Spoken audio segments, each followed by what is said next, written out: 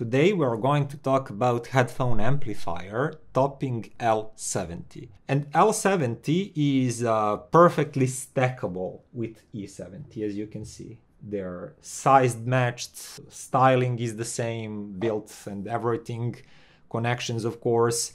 And mentioning connectivity, in the back we have both single-ended and balanced inputs and also outputs. In the front we have XLR, 4.4 Pentacon and 6.35 single-ended output. And those balanced outputs are not here just to look pretty and for convenience sake, like in some more affordable head-amps. These are truly balanced outputs coming from internal balanced circuitry. And that's just something good to know. I'll put the power on the screen because it's not something that we need to talk about much.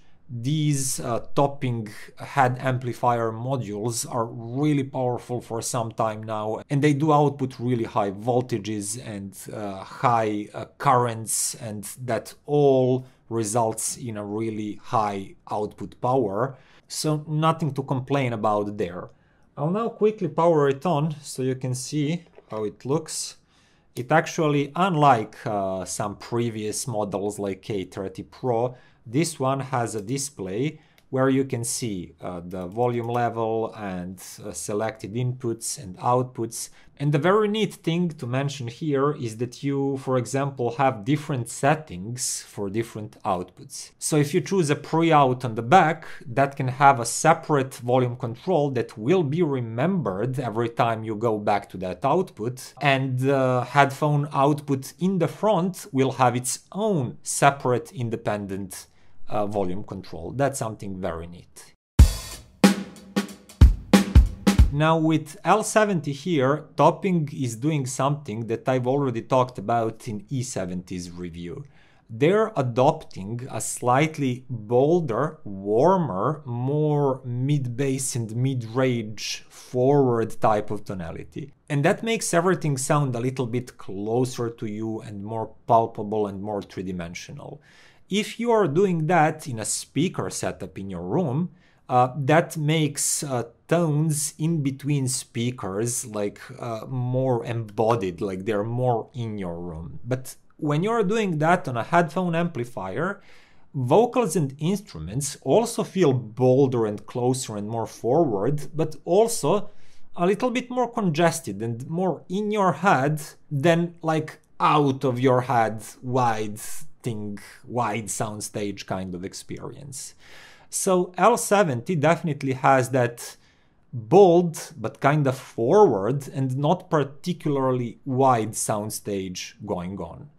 Tonally speaking, just talking about frequency response, it does feel quite good with bass and with mid-bass. Those are deep, present and punchy. Vocals, as I said, are very present and bold sounding, while upper frequencies are not that prominent. It feels like this is a slightly darker sounding amp. Not by much. If you don't have anything else to compare it to directly, you'll probably think it's very neutral. But when you compare it to most other devices, it does sound a little bit darker up top and bolder down below. And that sounds quite good, especially because dynamics are good. It is punchy sounding amp.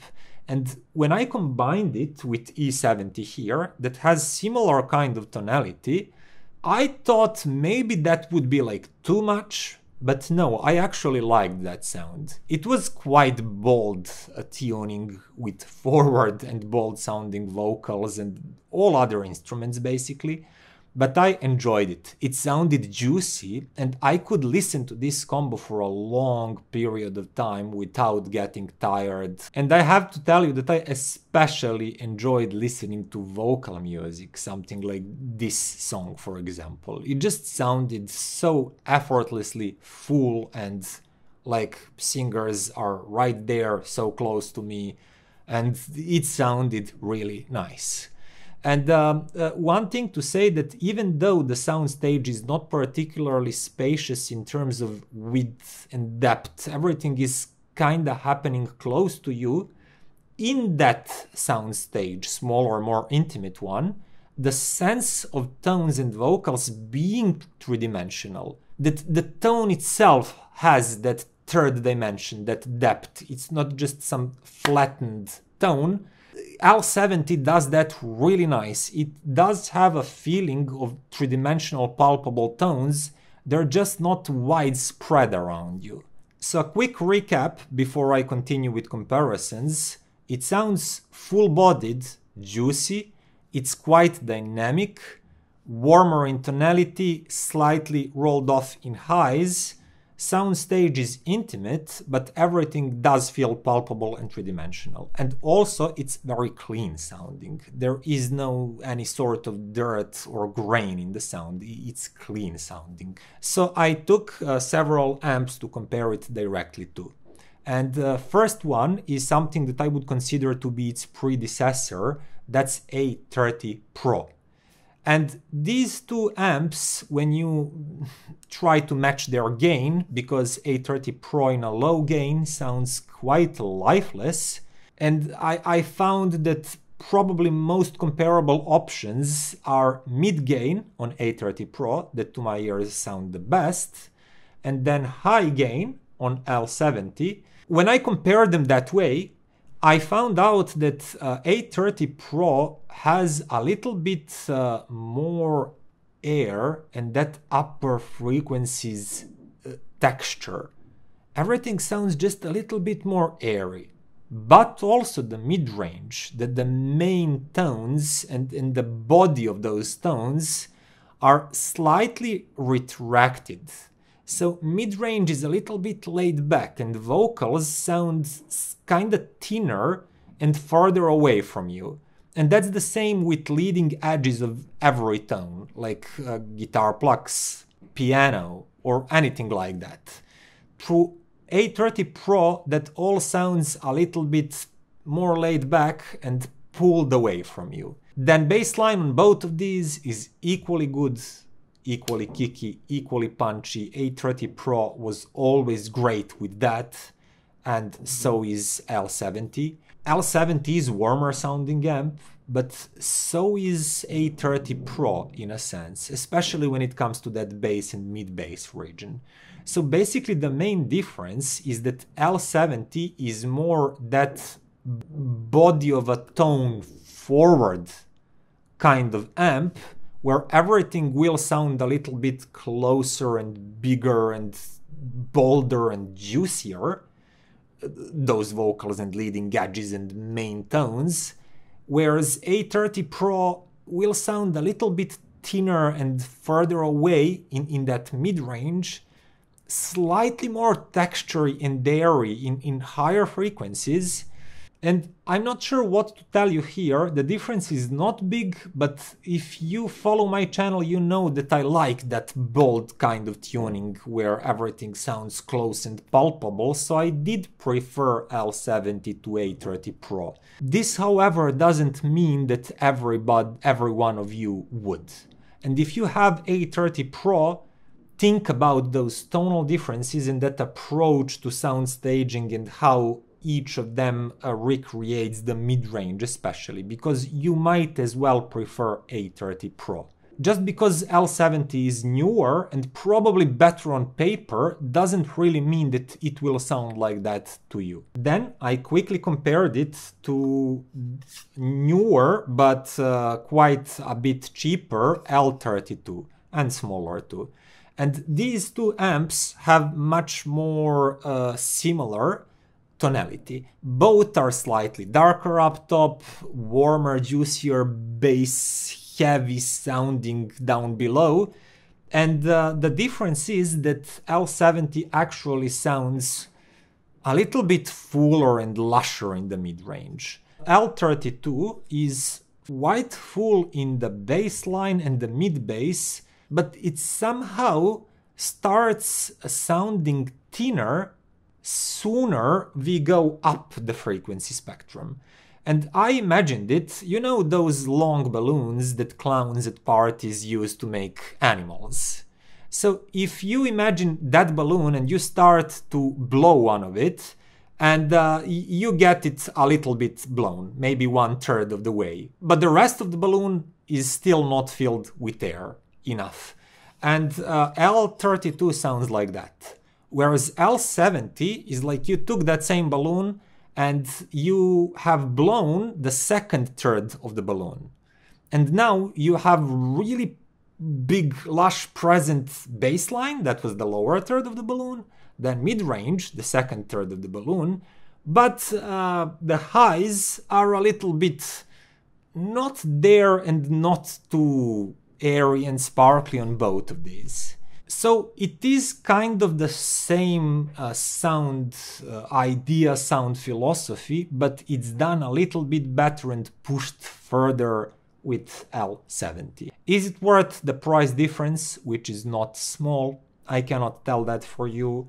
You know that there are diminishing returns in hi-fi, and it doesn't sound twice better, but it does cost more than twice. It's just how it is in this hobby. It's something that we accept, and if you are for the best value on the market, that's almost always with the most affordable products such as L30 II.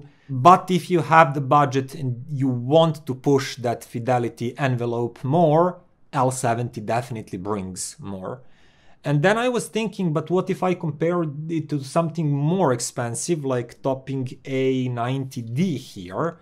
And I hooked this one, listened for a very short period of time. I think first song that I used was this one. And I've just noticed that the soundstage became larger, and I mean really wider and more airy. And there's just more detailing and more stuff happening in those higher registers. Things that sounds kind of rolled off and darker with L70 are suddenly lit with A90D. And A90D also has slightly better dynamics. It's kind of more energetic sounding, but not in terms that it sounds bolder or heavier, but in terms that it's more explosive sounding. And L70 cannot fully match that speed and that explosiveness, and it also cannot match the sound stage and just high frequency extension and airiness of A90D here. Even though many people believe that those MCFA topping modules are all perfect and seamless and they sound perfectly transparent and neutral and there is no difference between L30 II and A90D, when you actually in reality listen to these, you'll notice that L30 II and L70, they have more similarities and more closer tonal balance to each other than A90D. L70 is better sounding amp, it is fuller, lusher sounding amp, especially in the mid-range than L30 II, but it cannot match A90D that is more neutral, more explosive, faster. It just has more details overall, but especially in the higher frequency range. And I really think that Topping spread these models and their pricing really, they judged it really well.